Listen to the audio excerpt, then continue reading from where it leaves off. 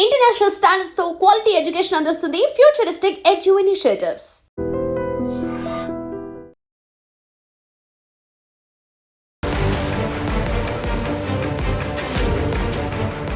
నమస్కారం, welcome to I dream. నేను మీ సంగీత.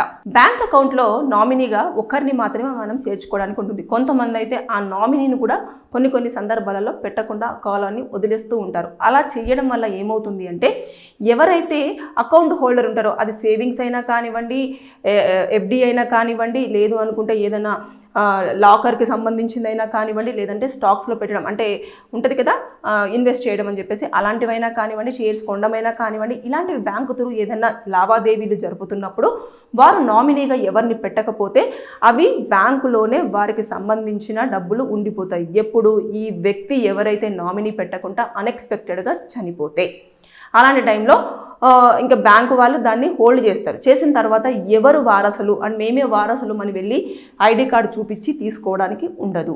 ఎందుకు అనంటే, బ్యాంకు మొత్తం కూడా చెక్ చేయడం జరుగుతుంది. ఎక్కడా కూడా ఎవరైతే అకౌంట్ హోల్డర్ ఉంటారో, చనిపోయిన అకౌంట్ హోల్డరు, అతను ఎక్కడా కూడా నాకు వారసులు వీళ్ళు అని చెప్పేసి మెన్షన్ చేయలేదు.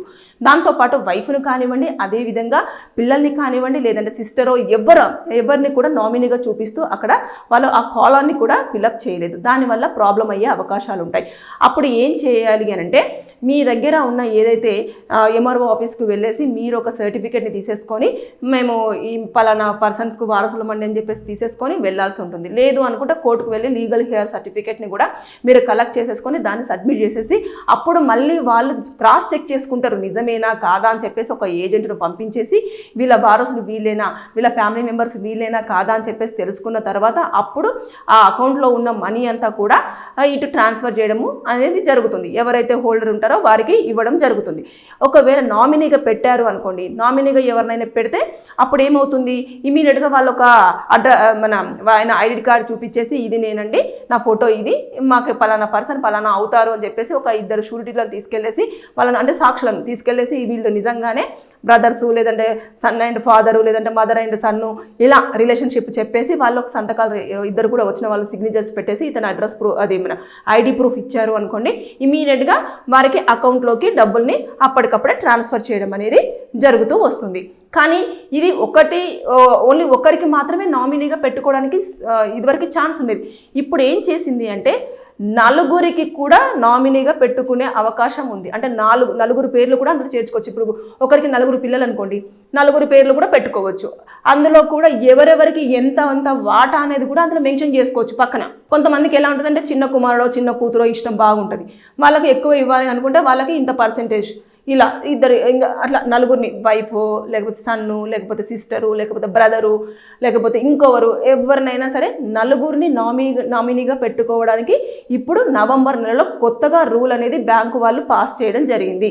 ఇక మీదట నామినీలు ఒకరినే పెట్టేసుకొని ఇబ్బంది పడకుండా నలుగురు ఉంటారు కాబట్టి, నలుగురు వాటాలు కూడా మీరు కొట్టుకొని అవసరం లేదు, తిట్టుకొని అవసరం లేదు, గలాటా పడాల్సిన అవసరం లేదు, కోర్టుకు మెట్లెక్కాల్సినంత అవసరం లేదు. అందులోనే చాలా స్పష్టంగా ఎవరైతే అకౌంట్ హోల్డర్ ఉంటారో వారు చాలా క్లియర్గా ఇంత పర్సెంటేజ్ వీళ్ళకి, ఇంత పర్సెంటేజ్ వీళ్ళకు, ఇంత పర్సెంటేజ్ వీళ్ళకి కాబట్టి అని చెప్పేసి ఈ విధంగానే వారికి అక్కడ నా అకౌంట్ నుంచి వెళ్ళి ట్రాన్స్ఫర్ చేయండి అని చెప్పేసి చెప్పడం జరుగుతుంది. అదే కొన్ని ప్రాపర్టీస్ పెడుతూ ఉంటారు, అంటే ఇంటి లావాదేవీలు కానివ్వండి, లేకపోతే ఇలాంటివి ఏదైనా సరే, ఎన్ని రకాలుగా ఉన్నా సరే వారికి అన్ని రకాలుగా పర్సెంటేజ్ అనేది వస్తూ ఉంటుంది. కాబట్టి ఇది చాలా మందికి తెలుసుండకపోవచ్చు అని చెప్పేసి నేను తెలియజెప్పాలన్న ఉద్దేశంతో ఈ వీడియోలో మొత్తం పూర్తిగా ఇన్ఫర్మేషన్ ఇచ్చాను.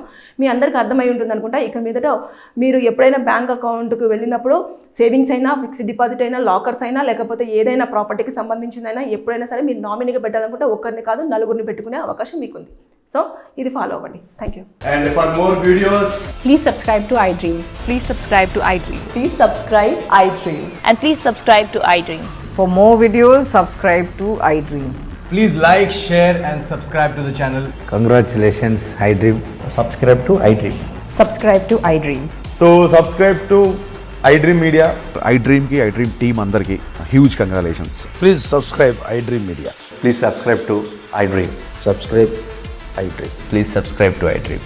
iDream అంటే నా కళల ఛానల్ను సబ్స్క్రైబ్ చేసుకున్న నోరు తిరుగుతలేదు, మీరైతే గంట గుర్తు కొట్టండి. For more such videos, please subscribe to iDream.